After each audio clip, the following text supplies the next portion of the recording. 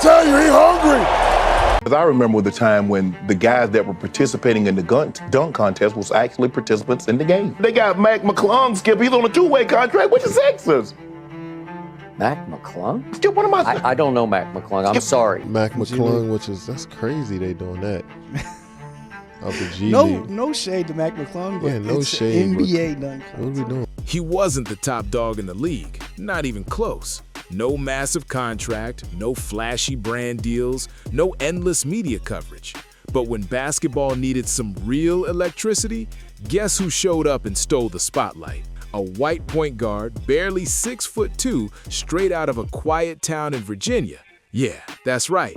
This dude's got hops that don't even look real, and a fire that goes way beyond the chill vibe most players have these days. While the league's biggest names keep ducking out of the dunk contest like it's too risky, Max stepped in and made it legendary again.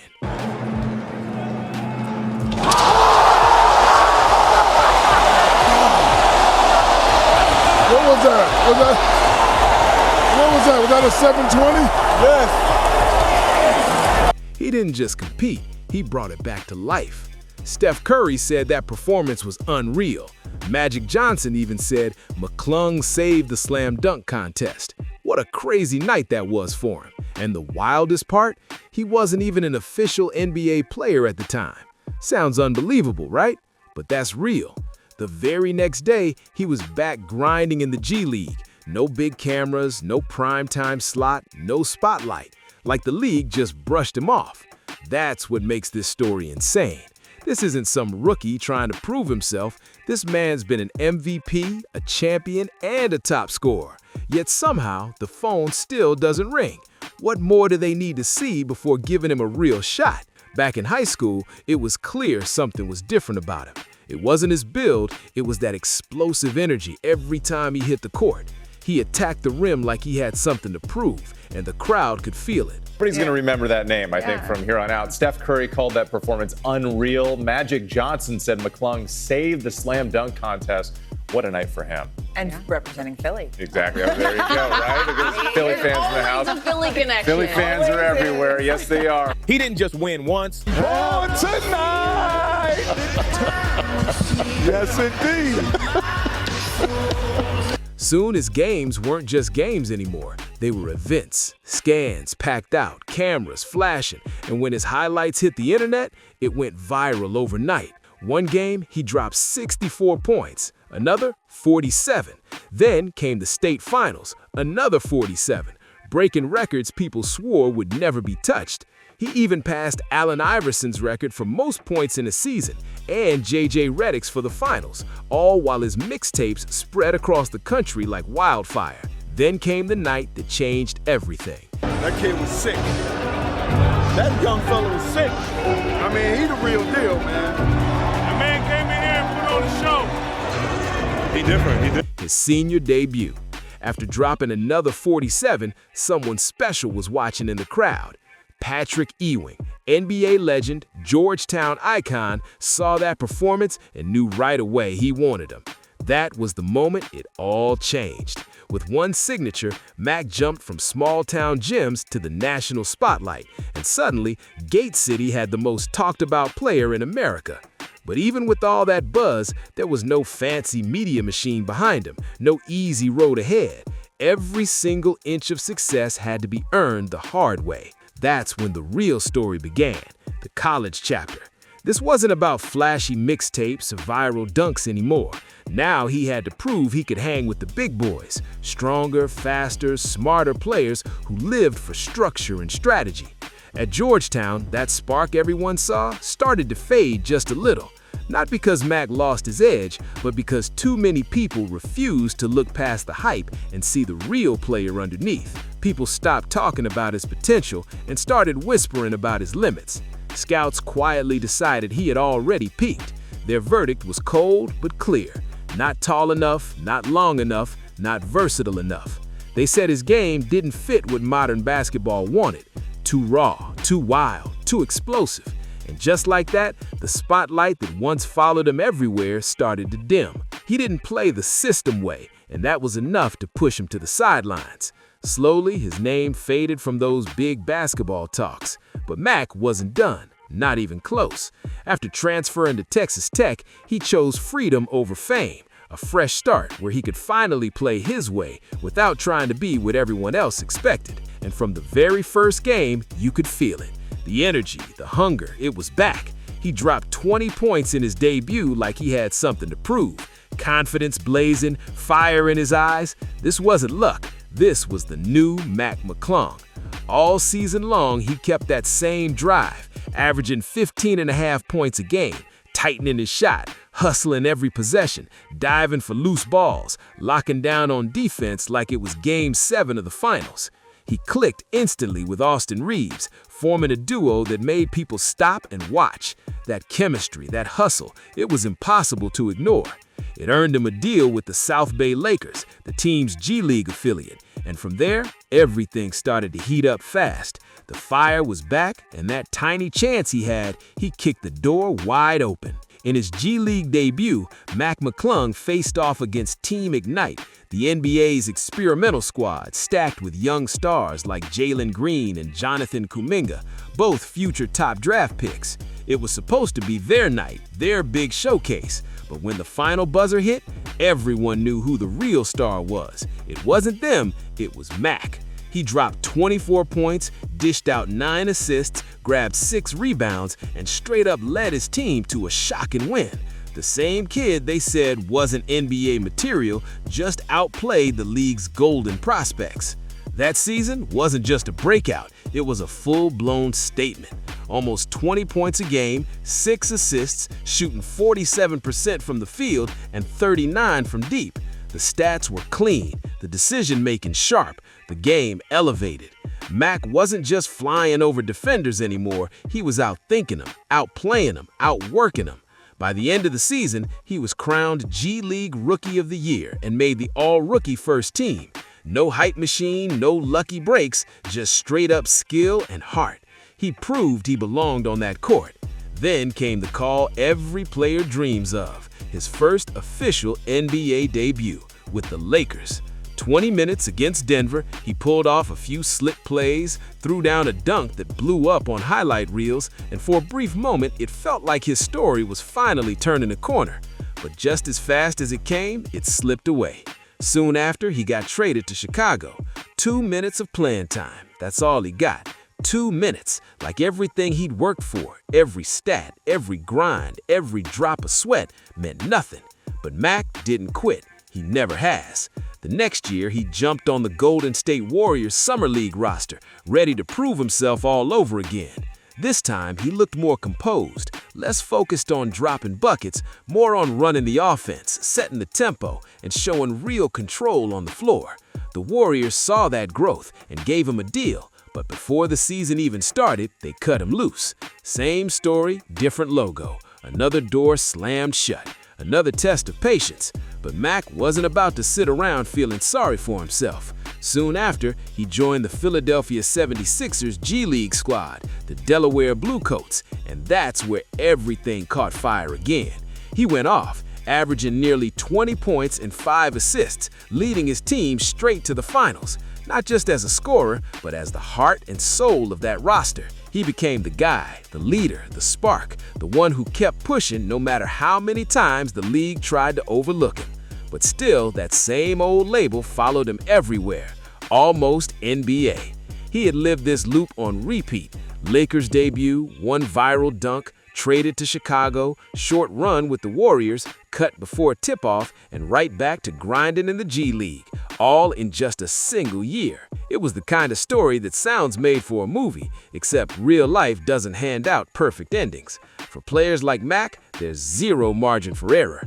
If he dominates, people shrug and say it's just the G League. If he has a slow game, they say he's not good enough. Even when he crushes Summer League competition, it's brushed off like it's nothing special. That's the brutal truth. He was trapped in a non-stop fight to prove his success wasn't luck, that every highlight was earned.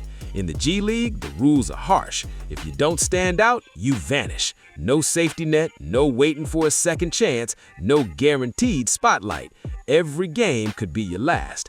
And for Mac McClung, that script felt written long before he ever stepped on an NBA court, but he still refused to let it define him. Too short, too limited, too flashy. That's what they kept saying. But Mac didn't play by anyone else's script. He wrote his own every single day. He didn't sit in the locker room feeling sorry for himself or complain about unfair breaks. Nah, he stayed in the grind, knee-deep in the mud, fighting through the struggle, waiting for one more shot, even when it seemed like nobody was willing to give him one. Then something completely unexpected happened, a twist that didn't come from the court, but from the sky. The NBA Slam Dunk Contest, once the crown jewel of All-Star Weekend, had turned into a total snooze fest. Fans barely cared, players didn't even want to show up, and the magic that used to define it was gone. It felt like the funeral of something that used to be special. So when 2023 came around, the NBA needed a savior, someone who could light the spark again. And somehow, that someone was Mac McClung. The craziest part, he wasn't technically in the NBA. To most people, he was just that G League dude from YouTube with a few viral clips. But someone up in the league office decided to take a gamble and make the call. There was only one issue. The Slam Dunk Contest was supposed to be for active NBA players only. So, in a last-minute twist, the Philadelphia 76ers signed him to a symbolic contract just 4 days before the event. It wasn't guaranteed, didn't come with minutes, money, or real opportunity. It was basically a label, a temporary costume that said NBA player and would expire before the weekend was even over. But for Mac, that was all he needed, a crack in the door. When the night came, the doubt was everywhere. Reporters rolled their eyes, fans barely even knew who he was. Players whispered, "Who's this guy?" under their breath. But when those arena lights hit and Max stepped onto the floor, everything shifted. He was calm, quiet, but his focus was razor sharp, like a man ready to shock the entire world. And then he did, dunk after dunk, clean, powerful, creative, smooth. Every move had the crowd losing it. He made the impossible look effortless. With each jump, the noise grew louder, the roar shaking the arena as everyone realized they weren't just watching another dunk contest, they were watching history. Even the stars sitting courtside couldn't resist pulling out their phones to capture the moment. Judges were literally hesitating to hold up their scorecards because they couldn't believe what they were watching. Mac didn't just win the dunk contest, he owned it. With that calm confidence and humble grin, he lifted the trophy high as the 2023 Slam Dunk Champion, turning what was supposed to be another forgettable event into one of the most electrifying nights the NBA had seen in years. For a moment, it felt like something out of a fairy tale. The unknown underdog coming out of nowhere to save the league's most legendary contest. He was everywhere. Every sports show, every headline, every highlight reel. People started calling him the White Miracle, amazed by what they'd just seen. But as soon as that All-Star Weekend glow faded, reality came crashing back hard. No new deal, no big NBA minutes, no major offers, just a wave of praise that disappeared as quickly as it came, while the world kept replaying his dunks online. Mac didn't let it break him though. He went straight back to Delaware, back to early morning workouts, long bus rides, and small G League arenas where nobody's watching unless you're putting up 40. Because for him, it was never about being a viral clip. It was about building something real. That same mindset carried right into the Blue Coats playoff run, where Mac became their heartbeat, their leader, not just the guy who threw down flashy dunks, but the one who ran the show from start to finish. And then he turned it up another notch. During the postseason, he averaged 25.3 points and nearly 6 assists a game, taking over every matchup like it was personal. When the Blue Coats reached the G League Finals for a rematch against the team that crushed them the year before, Mac came locked in and ready for payback. He exploded for 30 points, dropped 8 assists, and iced the game with a cold-blooded three-pointer in the final seconds that sealed the championship. When the buzzer went off, he raised that trophy with pride. Finals MVP. He did it all. led the team, scored when it mattered, created for everyone else, and delivered a title to Delaware. And the stat line, almost poetic. 20 points, 9 rebounds, 9 assists, just shy of a triple-double from a player the world had counted out again and again. The kid everyone said didn't belong proved one more time that he absolutely did. Not through hype, not through luck, but through raw, relentless will. Every dunk, every jumper, every hustle play screamed the same message he'd been shouting since his Gate City days. You can overlook me, but you can't deny me. Every time he touched the floor, even for 5 short minutes, he made noise. No rhythm, no plays drawn for him, no chances handed out, just pure effort. His two-way contract was basically paperwork, a formality. He wasn't part of the rotation, not in the team's plans, not even in the conversation. When the playoffs rolled around, his name didn't come up once. No re-signing, no thank you post, no exit statement, just silence. It was like he had never been there at all. So once again, back to the G League he went, this time suiting up for the Orlando Magic's affiliate in New Jersey. But the story didn't change. Same grind, same hunger, same chip on his shoulder. And once that ball went up, Mac played like a man possessed. He averaged 25.7 points and over 6 assists a game, shooting a crazy 50% from the field and 40% from 3. Those weren't just solid numbers, they were elite. He led his squad, carried the entire conference, and turned his team's offense into the best in the league. When the season ended and the dust settled, he walked away with the highest honors the G League could offer, MVP and top scorer. He literally won it all in that world. But even then, no NBA minutes, no call-ups, no real shot. Zero belief from the teams above him. The only call he got was to come back and defend his dunk contest title. Because to the league, that's all they saw him as, a dunker, a performer, the guy who could wow a crowd but not run a roster spot. And that's when the big question started echoing in. What else does this guy have to do? He's done everything there is to do in the G League. He's hit clutch shots, lifted trophies, led teams, filled highlight reels, and still the NBA keeps passing him by. Why? Scouts love to give the same answer: size. At 6'2", without a long wingspan or big frame, they say he doesn't fit the modern prototype. The league's obsessed with those perfect 6'6" athletes, long, switchable, flexible, guys who can defend, run the floor, and drain threes from anywhere. Mac McClung doesn't check those boxes. He's shorter, stockier, built different. But if it's really just about size, then how do you explain the smaller guards who made it? Guys with less bounce, less impact, still carving out long careers. How do you explain all those open backup guard spots filled by players who don't even come close to his production? The truth cuts deeper than measurements or combine stats. It's not just about his size, it's about style and mentality. Mac plays the game his way, bold, aggressive, and unapologetically confident. And sometimes that scares a league that's too used to players who just follow the script. Mac McClung doesn't play like some programmed robot out there. He's not the type to just follow a playbook line by line. He's unpredictable, spontaneous, a little chaotic, and that's exactly what makes him dangerous. He creates moments out of thin air, turning broken plays into pure magic. That creativity wins games, but it also makes coaches a little nervous. In a league where superstars get freedom and everyone else is told to stick to the system, Mac's independence feels like a threat. He's too bold for a bench role, too raw for someone holding a clipboard.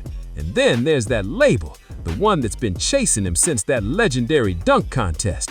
To too many people, he's still the dunker, not the scorer, not the playmaker, not the leader who's carried multiple teams to wins, just the kid who jumped high once and went viral. It's a lazy label, but in a league where perception often outweighs performance, it sticks. That's the weight he's been carrying. Not a lack of talent, but a lack of imagination from the people in charge. because while the system keeps chasing the next perfect fit, Mac McClung keeps proving that perfection doesn't have a single shape. It can come in a form nobody expects. That showman tag has glued itself to him, no matter how hard he tries to shake it off, and it couldn't be further from the truth. People think he's out there trying to dunk every night like it's another viral moment, but here's the real stat that almost no one talks about. Last season, he dunked once, just one single dunk the entire year. Everything else, pure basketball. Running the floor with control, reading defenses, mastering the pick and roll, floating shots over bigs, hitting clutch jumpers, dishing perfect assists. It's all skill, not spectacle. No gimmicks, no tricks, no YouTube stunts. Just pure, smart, high-level basketball. But that doesn't make for a catchy thumbnail or a viral clip, does it? To most people, he's still the entertainer, not the competitor. And that unfair perception keeps shutting doors that should have opened long ago. No team wants to take the risk of testing him as a real backup guard. No coach gives him a true stretch of consistent minutes to find his rhythm and prove what he's really made of. Mac's not out there trying to impress with flash, he's trying to win. Yet somehow, in a league that claims to value hard work and grit, the guy who embodies both keeps getting treated like an extra instead of a player built for the main stage. He's stuck in a brutal loop. He doesn't play because they say he's not NBA material, and he's not NBA material because he doesn't play. It's a twisted, self-feeding cycle that keeps him trapped on the sidelines, or worse, out of sight completely. The irony is, the guy who's done everything to prove he belongs is still the one the league refuses to see. He's 26 now, right in his prime, not slowing down one bit. In fact, he's sharper than ever, still dominating, still evolving, still proving people wrong every night.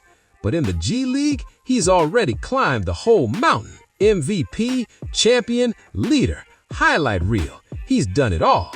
There's nothing left to prove there. Yet somehow, the NBA still won't pick up the phone. So what's next? Two roads stretch out in front of him, and neither one's easy. The first, cross the ocean and take his game to Europe, just like others who got overlooked before him. Guys like Shane Larkin, Mike James, and Kendrick Nunn, players who turned rejection into whole new careers overseas. Out there, no one's begging for minutes. No one's waiting for a chance. In Europe, hoopers like Mac can lead teams, run the show, and be stars instead of sideshows. He could walk into an arena and be the guy, the face of a franchise, not just a name on a tryout list. But then there's the other path, the harder one. Stay right here. Bet on himself again. Keep torching the G League. Keep dominating, grinding, staying ready, waiting for that one real chance. Even if the only time the NBA calls is when they need him to save the dunk contest. Again, because let's be real, every time they've needed the dunk contest rescued, it's been him. Mac McClung isn't just a dunk champion, he's a 3-time dunk contest winner. Only one other person in NBA history has done that, Nate Robinson.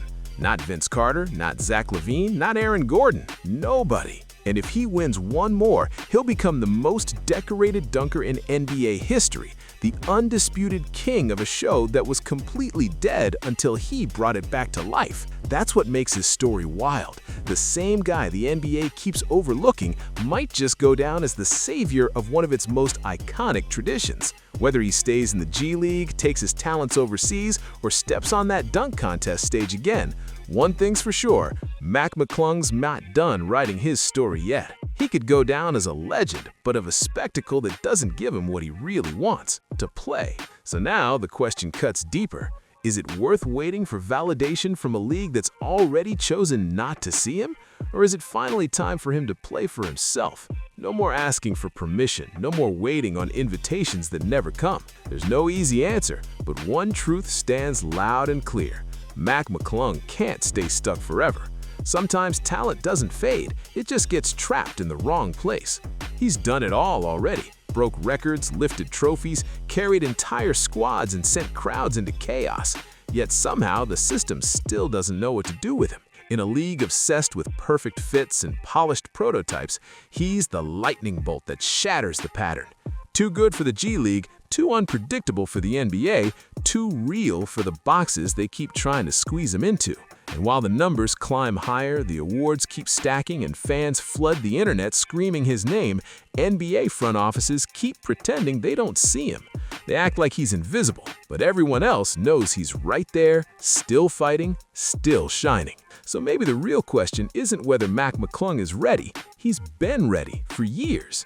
The real question is whether modern basketball is brave enough to embrace a player who refuses to follow anyone else's rules. What do you think? Does Mac deserve another real shot at the NBA, or has the league already made up its mind? I seriously want to know your take. Drop your thoughts down below. And hey, if this story hit you, if it fired you up the way Mac's journey did, don't just scroll away. Smash that like button, share this with someone who loves an underdog story, and make sure to subscribe for more stories like this. Your support keeps this channel alive, and together we'll keep shining a light on the players the league forgets.